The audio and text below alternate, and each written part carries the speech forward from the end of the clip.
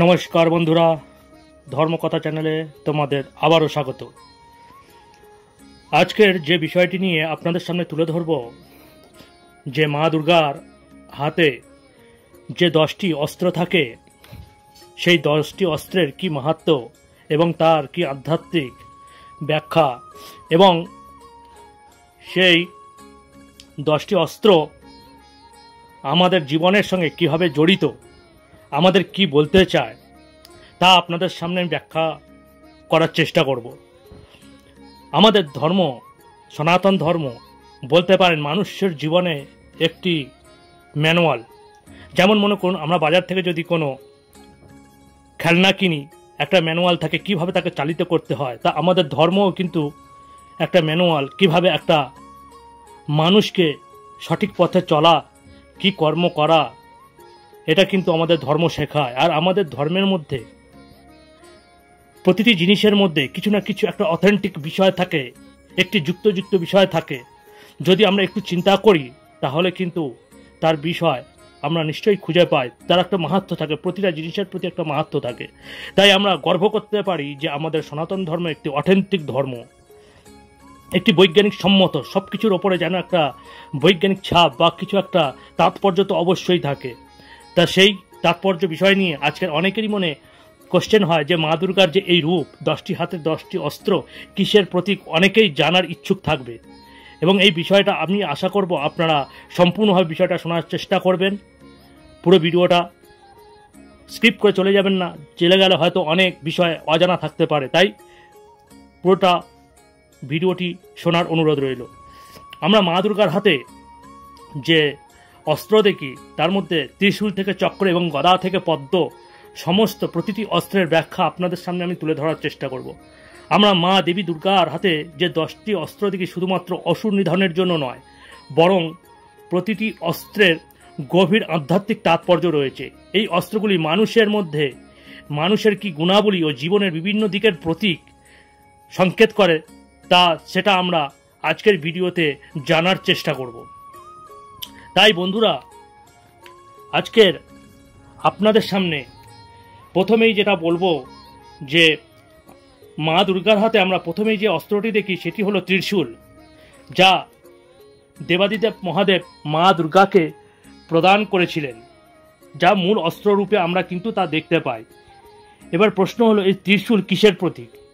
এই ত্রিশূল 3 গুণের প্রতীক: সত্যগুণ, রজগুণ ও তমগুণ। সত্যগুণ কি?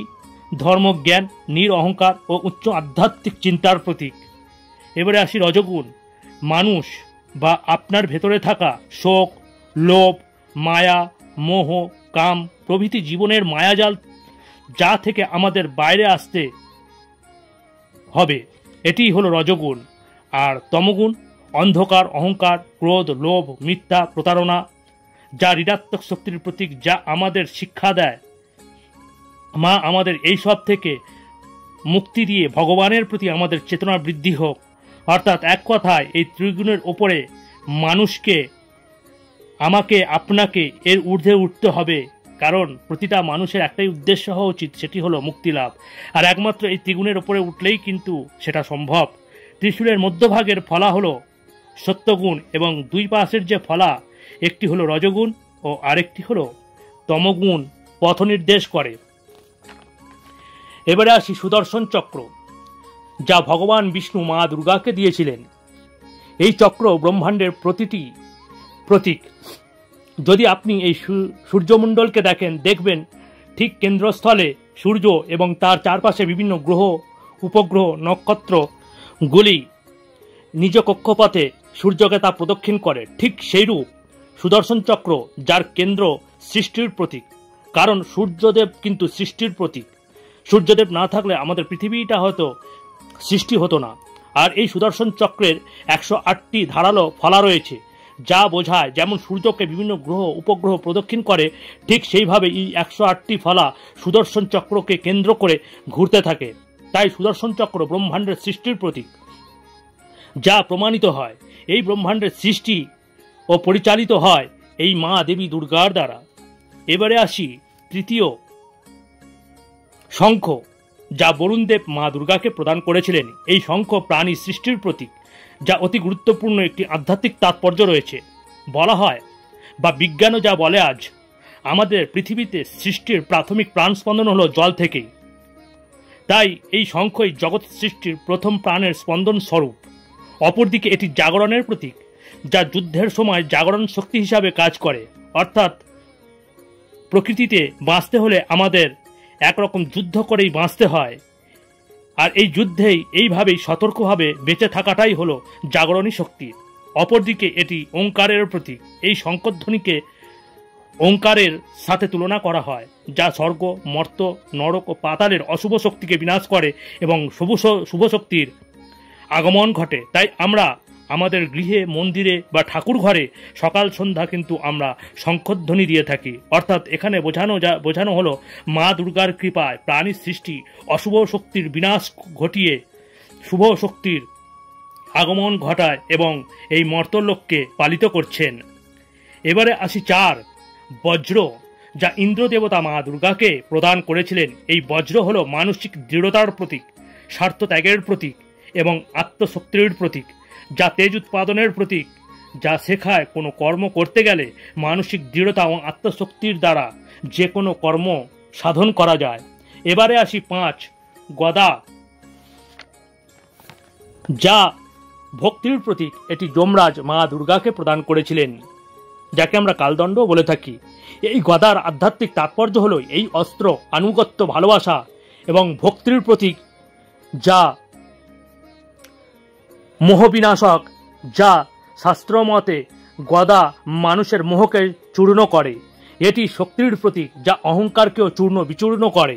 এবার আসি 6, তীর ধনুক, যা পবনদেব মা দুর্গাকে প্রদান করেছিলেন, যা দূরদর্শিতা ও গতির প্রতীক, যা মানুষ কোনো কর্ম করার আগে দূরদর্শিতার দ্বারা, ভালো মন্দ বিচার দ্বারা নির্দিষ্ট সময়ে, অর্থাৎ যাকে গতি বলা হচ্ছে, সেই তীর দ্বারা সকল কর্ম সম্পন্ন করা। এবারে আসি নাম্বার 7, অঙ্কুশ, যা গণেশ মা দুর্গাকে প্রদান করেছিলেন, যা বুদ্ধির প্রতীক, যা উন্মত্ত বুদ্ধিকে নিয়ন্ত্রণ করে এবং জ্ঞানের তীক্ষ্ণতার দ্বারা অন্ধকারকে ছিন্নভিন্ন করে সঠিক পথে, অর্থাৎ আলোর দিশার দিকে চলা, যা এই সংকেত করে। এবারে আসি নাম্বার 8, পদ্ম, যা ভগবান ব্রহ্মা মা দুর্গাকে প্রদান করেছিলেন, যা অতি পবিত্রতা ও জ্ঞানের প্রতীক। অর্ধস্ফুট পদ্ম, যা বোঝায় জ্ঞানের সুপ্ত অবস্থা, যা পবিত্রতার মধ্যে দিয়ে জ্ঞানের জাগরণ ঘটানো, অর্থাৎ পদ্মের পরিস্ফুটন হয় এবং পদ্মের ন্যায় শুভ জ্ঞানের উদয়। এবং কথায় আছে, পাঁকেও পদ্ম ফোটে, অর্থাৎ আপনি, আমরা সবাই যতই প্রতিকূল পরিবেশের মধ্যে থাকি না কেন, অর্থাৎ যে কোনো খারাপ পরিবেশের মধ্যে থাকি না কেন, তার মধ্যে নিজেকে শুভ বুদ্ধির দ্বারা বা জ্ঞানের দ্বারা নিজেকে আধ্যাত্মিক চিন্তার জাগরণ ঘটানো আমাদের উদ্দেশ্য হওয়া উচিত। এই পূর্ণ চেতনার বার্তাই দেয় এই পদ্মফুল। এবার আসি 9, ঘণ্টা, যা ইন্দ্রদেবতার বাহন ঐরাবতের গলায় বা গ্রীবার এই ঘণ্টা থাকে, যা মা দুর্গাকে ইন্দ্র প্রদান করেছিলেন। এই ঘণ্টা, যা অশুভ শক্তির বিনাশক। এই ঘণ্টার ধ্বনিতে সমস্ত জগৎ থেকে অশুভ শক্তির বিনাশ হয় এবং শুভ শক্তির আগমন ঘটে ও তেজ বৃদ্ধি পায়, যা শঙ্খের সমতুল্য। তাই আমরা আমাদের গৃহে সকাল সন্ধ্যা শঙ্খা ঘণ্টা বাজিয়ে দেবদেবীর আরাধনা করি এবং যত অশুভ শক্তি আমরা দূরীকরণ করি।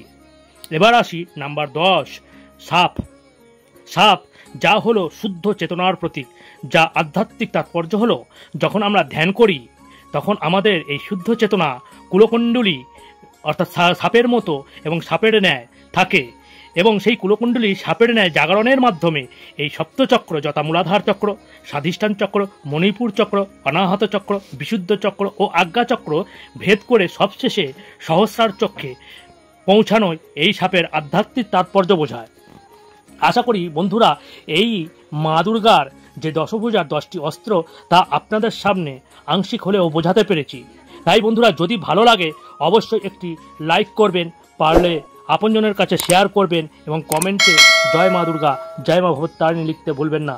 আর যারা নতুন আছেন তারা অবশ্যই চ্যানেলটিকে সাবস্ক্রাইব করবেন, যাতে এরকম অথেন্টিক ভিডিও বা মূল্যবান ভিডিও আপলোড করার সাথে সাথে যাতে আপনাদের কাছে পৌঁছে যায়। তাই আজকের মতো এতটাই। আবার কোনো নতুন এই ধরনের অথেন্টিক ভিডিওর সাথে আপনাদের সাথে দেখা হবে। হরি ওম তৎসৎ, হরি ওম তৎসৎ, হরি ওম তৎসৎ।